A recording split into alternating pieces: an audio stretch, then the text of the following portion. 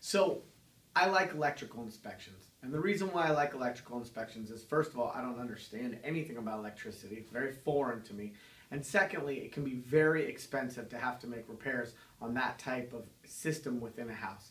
I like to say the electrical system is sort of like the circulatory system in the body. And so the last thing I want is for my clients to have to start running wires through walls or dealing with grounding issues or reverse polarity.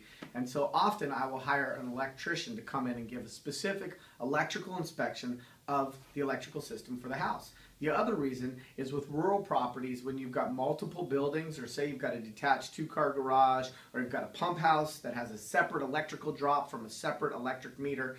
As these property sizes increase and you see more features and more buildings, the electrical system to the property can be more complex. It's not uncommon with rural property to have multiple electrical systems. So you have a power pole that goes down to an electrical box that maybe feeds the house. You might have a separate power pole that goes to a box that feeds the power to the barn. You might even have a third drop, which is what they call it when they run electricity to a property, that's specifically for running the well. So as you start buying rural properties, some of those systems become a little more complex. There's more features to them. The other thing is some of these electrical meters are on different pricing tiers. So you might have an agricultural electrical meter, which is at a lower price per kilowatt than your residential electrical meter.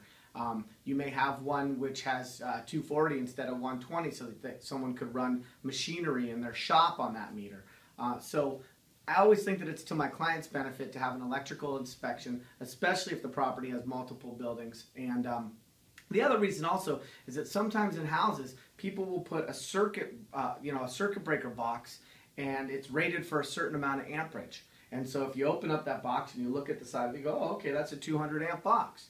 Well, it's not uncommon for the electricity that feeds those boxes to not be as much as the name or number on the box. So you could look at a box and say, oh, that looks like you got 200 amps. Well, you might have a 200 amp box, but that doesn't mean that you have 200 amp service to that box. And so those are the types of things that an electrician can offer a lot of clarity for my clients, and they understand what they're buying.